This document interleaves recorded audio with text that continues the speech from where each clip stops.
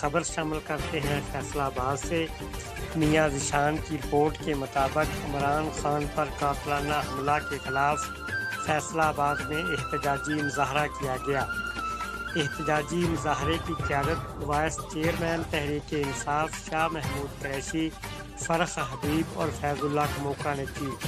اس موقع پر مقررین نے چیئرمین عمران خان پر حملہ اور اعظم سواتی کے ساتھ گھٹیا سلوک کی بھرپور مذمت کی۔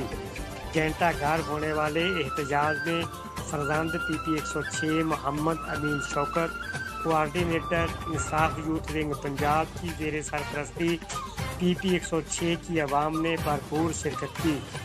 اس موقع پر عوام نے عمران خان اور پی ٹی آئی کے ساتھ اظہار یکجہتی کے لیے بینرز اٹھا رکھے تھے۔ اس موقع پر پنجاب نارکوٹکس کنٹرول ممبر مس عذرا پروین بھی موجود تھیں۔ عمران خان کی اور اللہ کا شکر ادا کر رہے ہیں کہ آج وہ اپنے گھر چلے گئے اور انہوں نے اس کے بعد ہمیں کال دے دیا منگل سے وہ یہ قریشی صاحب ہوں گے وائس چیئرمین، وہ ہمارے اس مارچ کو لیڈ کریں گے۔ تو یہ خوش آئند بات ہے۔ انشاءاللہ تعالیٰ 5-7 دن کے بعد ہم پنڈی پہنچیں گے تو ہمارے لیڈر جو ہے وہ ہمیں لیڈ کرنا شروع کر دیں گے۔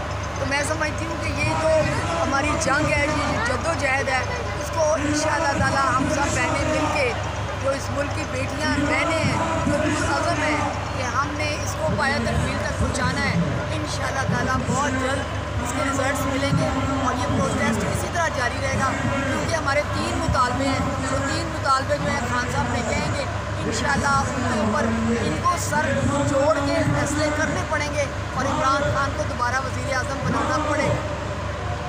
جی میڈم، آپ پروین زمان ہماری ویمن ونگ کی سٹی کی سابقہ صدر یہاں موجود ہے۔ جی آپ کیا کہنا چاہیں گے؟ آپ بسم اللہ الرحمن الرحیم۔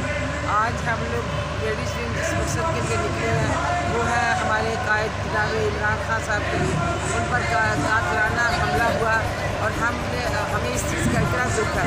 جب تک وہ ٹھیک نہیں ہوتے، وہ ان کے جو عزم و ارادے ہیں ان کے اندر کوئی زخم نہیں ہے، وہ زخمی ہوئے ہیں، لیکن ہم لوگ جب تک وہ ہمیں حکم کریں گے ہم سڑکوں پر رہیں گے، ان کے لیے ہم سارا کام کریں گے۔ انشاءاللہ ہماری پوری کی پوری تنظیم ادھر حاضر ہے اور سب کے سب لوگ کام کریں گے اور ان کے لیے دعا گو ہے کہ اللہ تعالیٰ ان کو جلد از جلد صحت عطا فرمائے۔